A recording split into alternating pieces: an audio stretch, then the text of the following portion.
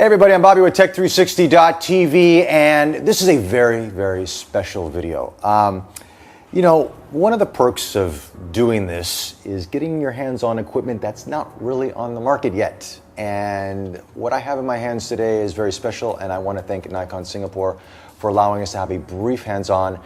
We have the Nikon Z7 in the studio today. So first and foremost, let's talk about the design of this. It's a very robust feeling camera. It's weather sealed, lens and body is, and it feels very high quality in the hands. And the grip is fantastic. Now, I have quite large hands.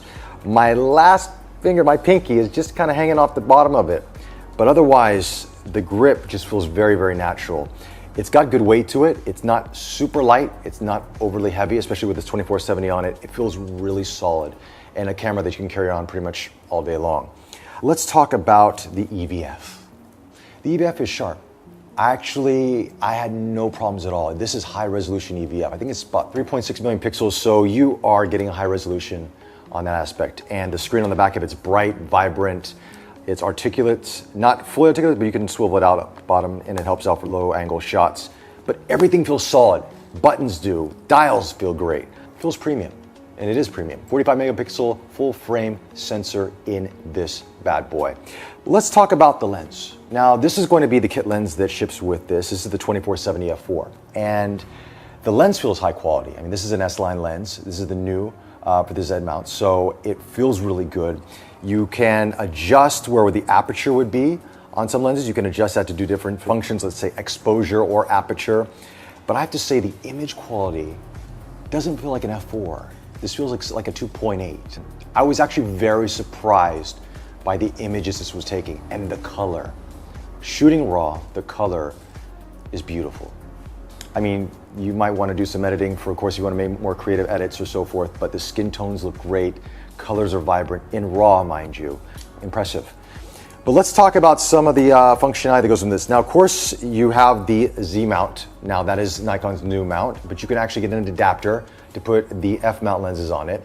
And the cool thing about this is that any of the new F mount lenses is going to have autofocus. It's going to perform the same as it would on your DSLR, but except on this mirrorless.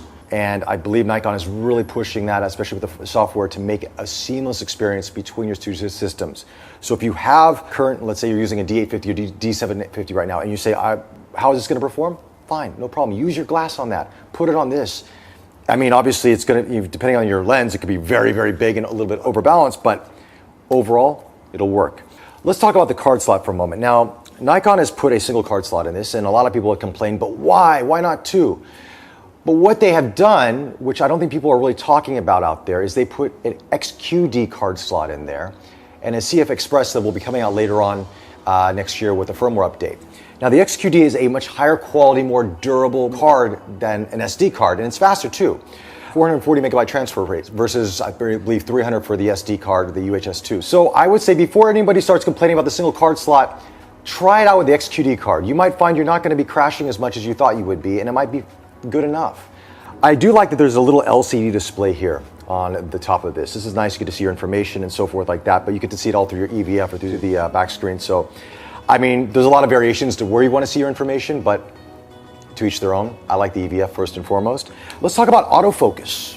Let's talk about autofocus, because when I watch some of the earlier videos on the market, people are saying, oh, the autofocus is a little bit slow, this and that.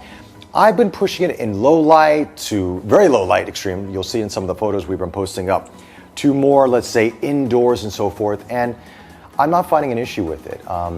It focuses pretty good. There are times where you will see maybe it's red, it says red box, but it's actually focused in green. So that's just a slight delay, but the picture is focused. And you'll see in the images that I'm posting up in this video that they are sharp and they are beautiful images, especially 45 megapixels of raw. Ooh, it's like having a warm chocolate chip cookie out of the oven. It tastes so good, it looks so good. That's what these images are like. What else? Battery life. Now, this is interesting because people were saying, wait a second, it's the same battery that's in the D850 and the D750, and they're only saying on the website it's only be like 300 shots. What is Nikon doing? Hold those horses a second, because while it technically is the same size battery and might be the same overall battery as the D850 and D750, is actually some new technology in the battery. So, according to reps we've talked to, with 4K video, about 20 minutes of 4K video, with shooting in RAW and in JPEG, you're getting around 800 shots plus, including video, before the battery goes down. I'm more than happy with that. I don't shoot 800 shots a day. Now, if you're a professional, you might do that if you're doing high frame rates, but for me, that's gonna last me throughout a day, and if I have to get a second battery, then I get a second battery, okay? Cool, let's get that out of the way. What else is there? Let's talk about the menu system. The menu system is intuitive. I have to say this. I'm not used to shooting with Nikon a lot. I'm used to shooting with other brands. It took me a few minutes to sort of get where everything is at, but it's actually pretty good. It's pretty good. I mean, everything's pretty organized in a sense where you understand where photo, video is, your ISOs, your shutter speeds, all that stuff there, and you have an information button on the back if you want to access your focus points and so forth. Face detection works. Let's talk about face detection since we're talking about focus points. I know I'm going all around on this video a second because there's a lot in my head to get through, and this is the first impressions, but I do want to tell you a little bit about this. It does have face detection, and it does it in an interesting way. Now, if you have, let's say, more than one person in the image, it will have a yellow box around the face and it'll have an arrow. So then you just use the joystick on the back and you can shift from face to face to get which face you want in focus, which is really cool. Now, they're saying there's no eye focus. People go, why is there no eye focus? But they've got something else called pinpoint focus.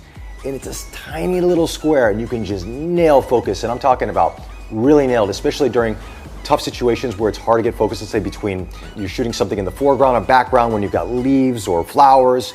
It nails focus, no problems at all.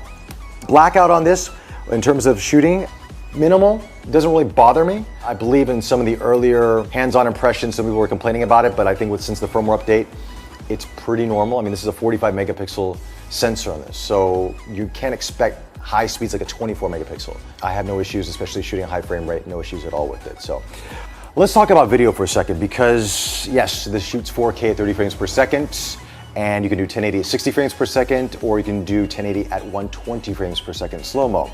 You've got N-Log profile on this now, and you can record into the XQD card at 8-bit at 420, and you can record out at 10-bit at 422.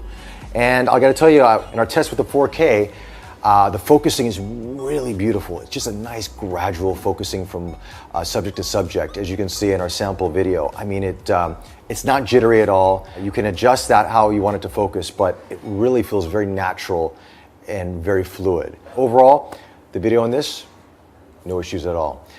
So that pretty much wraps up my first impressions on the Nikon Z7.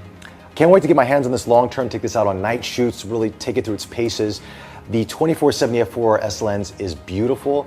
I'm really impressed with the quality of the images that's coming out of this lens. Autofocus is fast. Build quality feels good. I love that it's weather resistant lenses. The body it feels very durable in the hands. And I think that anybody with a Nikon system who already has a DSLR but they want something small and mirrorless, definitely take a serious look at this because you can use all your lenses on that. And anybody that's looking to a mirrorless camera, this should be near the top of your list.